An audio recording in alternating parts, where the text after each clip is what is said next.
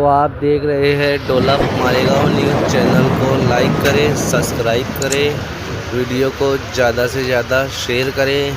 तो आप देख रहे हैं डोलप मालेगांव न्यूज़। सबसे पहले सबसे तेज़ देखते रहे हमारा डोलप मालेगांव न्यूज़।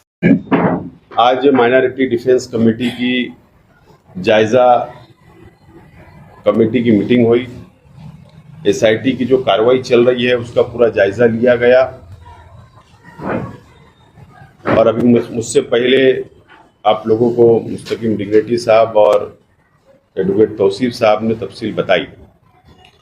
बहरहाल रमज़ान महीना चल रहा है और उसके बावजूद भी माइनॉरिटी डिफेंस कमेटी मुकम्मल तौर पर डिफेंस करने का काम हम लोग कर रहे हैं। एसआईटी की जो इंक्वायरी चल रही है और जो दोनों एफआईआर छावनी पुलिस स्टेशन के अंदर दाखिल है, या वो कर्मचारी हो गवर्नमेंट के या अर्जदार हो, जिन जिन लोगों पर एफआईआर हुई आज तक, इससे पहले भी मैंने कहा, आज दोबारा बोल रहा हूं कि एसआईटी और पुलिस जो इंक्वायरी कर रही है वो भारतीय जनता पार्टी की सरकार के दबाव में मुकम्मल तौर पर काम कर रही है। और हमारा मुल्क जमहूरी मुल्क है, हम संविधान को मानने वाले हैं और न्यायपालिका पे यानी कोर्ट पर हमको पूरा भरोसा और विश्वास है। लेकिन हम ये देख रहे हैं कि एक तरफ हमारे वकील डिफेंस कर रहे हैं मुकामी कोर्ट के अंदर और हाई कोर्ट के अंदर, लेकिन दूसरी तरफ से सरकारी वकील, चाहे वो मुंबई हाई कोर्ट के अंदर हो, चाहे मालेगांव कोर्ट के अंदर हो, जो एसआईटी की पुलिस की बाजू वहां पर रखने का काम कर रहे हैं, वो कोर्ट को मिसगाइड कर रहे हैं, दिशा भूल कर रहे हैं। यह बताया जा रहा है कि ये रोहिंग्या मुसलमान है, ये बांग्लादेशी यहां पर रहते हैं, उन लोगों ने बनावटी कागज पत्र तैयार किए। इस तरीके का मिसगाइड किया जा रहा है और मैं पुलिस को उसका दोष नहीं देता हूं, सरकार के दबाव में यह काम किया जा रहा है।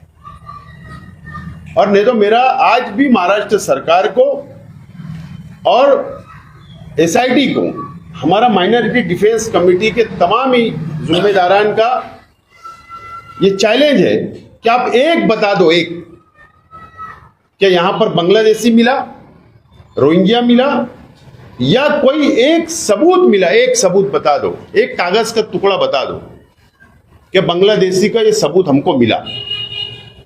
एक भी सबूत नहीं मिला, लेकिन मिसगाइड कर कर नेशनल सिक्योरिटी का मसला पैदा किया जा रहा है जानबूझकर, और मालेगांव शहर को बदनाम किया जा रहा है। इसके लिए हमारी जो लाएमल तैयार किया गया है लीगल सेल ने और हम लोगों ने मिलकर, उसके ऊपर जो भी आपके सामने बात आ गई कि चार्जशीट के बाद हम लोग आगे कार्रवाई करेंगे जमानत की। लेकिन अब रमजान भी इंशाल्लाह खत्म होगा, ईद आएगी, ईद के बाद हम लोग सब फ्री रहने वाले हैं और उसके बाद हम लोग ये तहरीक को और सख्त कर सकते हैं। हमको फैसला लेने पर मजबूर किया जा रहा है और जो भी फैसला हम लेंगे, हम लोग जमहूरी तौर पर किस तरीके से किस रास्ते पर जाना चाहिए उसकी हमारी अपनी तैयारी होगी। माइनॉरिटी डिफेंस कमेटी की प्रेस कॉन्फ्रेंस इसलिए ली जा रही है कि जिन लोगों को आरोपी बनाया गया है और जो लोग जेल में हैं, यहाँ तक कि 2 ख्वातीन 1 फरवरी से जेल में हैं। उसके बाद कल एक कारपोरेशन की मुलाजमा जिसका 3 महीने का बच्चा है, 2 साल की बड़ी लड़की है, दूध पीता बच्चा है, उसको भी आरोपी बनाकर जेल में डाल दिया गया। और आगे भी हमको ऐसा लग रहा है कि ये मामला और भी संगीन होता जाएगा, क्योंकि नागपुर का वाक़या होने के बाद कोई भी मामला हो रहा है तो मालेगांव को खींचा जाता, और उसमें कार्रवाई सख्त से सख्त हो रही है। और जिन लोगों की बेल एप्लीकेशन की बात हमने पीछे की थी कि हम उनके बेल रखने वाले हैं, उस मामले में anticipatory bail advocate Khalid Yusuf और बाल किल्ला अले बागुल की हाईकोर्ट में रखी गई थी।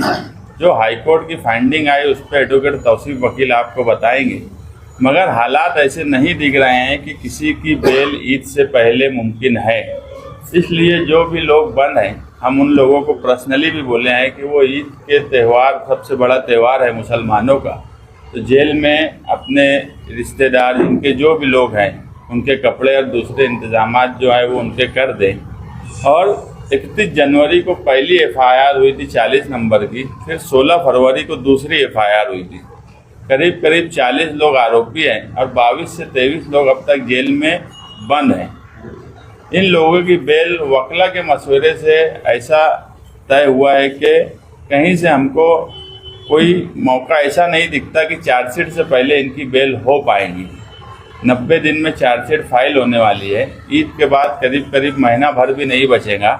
तो अब हम लोगों की सारी कोशिश ये है कि चार्जशीट जैसे ही दाखिल हो और चार्जशीट को आधार बनाकर सबकी बेल एप्लीकेशन दाखिल किया जाए, क्योंकि चार्जशीट के बाद सब कुछ क्लियर हो जाने वाला है कि कौन बांग्लादेशी है, कौन रोहिंग्या है, किसके ऊपर क्या इल्ज़ाम है, किसके क्या पेपर फॉल्ट है। सबके अलग अलग मामलात हैं, क्योंकि इसमें कोई सरकारी मुलाजिम है, कोई कारपोरेशन का सरकारी मुलाजिम है, कोई तहसील का सरकारी मुलाजिम है, कोई अरीजादार है, कोई एजेंट है। तो सबकी सिचुएशन अलग अलग है, सबके जो भी उनके ऊपर इल्ज़ामात है वो अलग अलग है। और सब लोगों का एक साथ मामला, कोई हाईकोर्ट जा रहा है, कोई यहाँ पर है। तो ये सारे मामलात को देखते हुए ये तय किया है कि चार्जशीट के बाद बेल रखेंगे। हमको पूरी उम्मीद है कि अरीजेदार की बेल तो फ़ौरन हो जाएंगी चार्जशीट के बाद, और बकिया लोगों के लिए भी हम कोशिश यही कर रहे हैं कि चार्जशीट के बाद सबकी बेल हो जाए।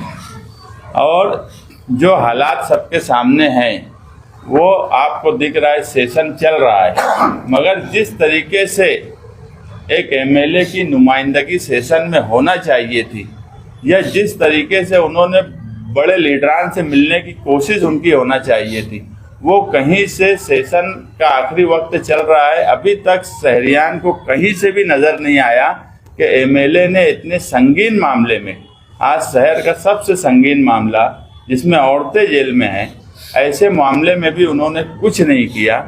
और सवाल ऐसे ऐसे लगाए जिनका कोई मालेगांव से ताल्लुक़ नहीं आता।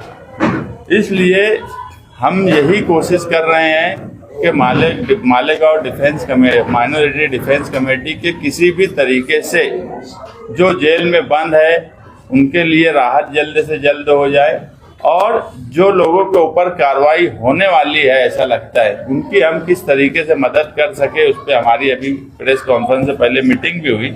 हम कोशिश कर रहे हैं कि उनकी भी किसी तरीके से मदद हो, मगर मालेगांव शहर और मालेगांव की आवाम को ये सोचना पड़ेगा कि मालेगांव का नुमाइंदा पूरा महीने भर का सेशन, इतना बड़ा सेशन, बजट अजलास होने के बाद उन्होंने मालेगांव के ताल्लुक से ना किसी मिनिस्टर से मिले, ना असम्बली अजलास में कोई बात बोले।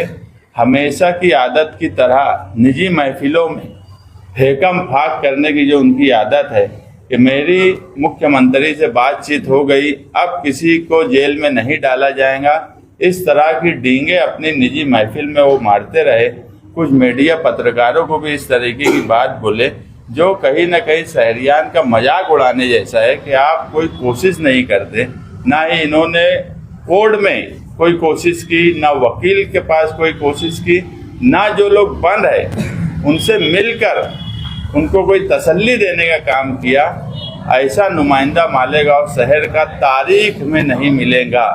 मालेगांव की तारीख में कई नुमाइंदे गुजरे, मगर जिस तरीके का रवैया इनका है कि मालेगांव की आवाम को बिल्कुल छोड़ दिया जाए, हम ऐसे नुमाइंदे की मजम्मत करते हैं कि रमज़ान जैसे त्यौहार पर औरतें जेल जा रही है, उसके बाद भी वो खामोश बैठे हुए हैं।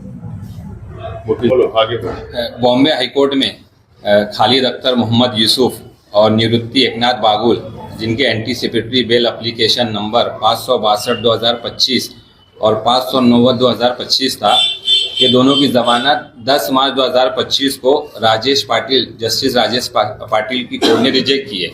उस बेल एप्लीकेशन में कुछ ऐसे ऑब्जर्वेशन आए हैं जो अभी तक के छावनी पुलिस स्टेशन के दोनों गुना नंबर 40 और गुना नंबर 51 और यहाँ तक के एसआईटी की जो इंक्वायरी चल रही है उसमें भी अभी तक ये ऐसा कोई डॉक्यूमेंट या ऐसा कोई भी एविडेंस पुलिस को नहीं मिला कि कोई बांग्लादेशी है। लेकिन उसमें जो है वहाँ पर जो सरकारी वकील है, जो स्पेशल अपॉइंटमेंट हुआ है और जो महाराष्ट्र के चीफ पब्लिक प्रोसिक्यूटर है, उन्होंने वहाँ हाईकोर्ट को मिसलीड किया है। और वहाँ पर हाईकोर्ट ने जो है आखिरी पैराग्राफ में जो ऑब्जर्वेशन दिया है उसमें कोर्ट का ऐसा बोलना है कि जो लोग पकड़े गए हैं वो बांग्लादेशी है और उन्होंने हिंदुस्तान में रहते हुए कुछ लोगों की मदद से बोगस डॉक्यूमेंट बनाए और उससे वो हिंदुस्तान की गवर्नमेंट के जो है फैसिलिटीज इस्तेमाल कर रहे हैं और यहाँ तक कि उन्होंने इलेक्शन कार्ड भी बनाए हैं। और मैटर बहुत सीरियस है, उसकी इन्वेस्टिगेशन होना बहुत ज़रूरी है। इसके लिए दोनों को एंटीसिपेटरी बेल देते नहीं आती ऐसा बोल के कोर्ट ने रिजेक्ट किया है।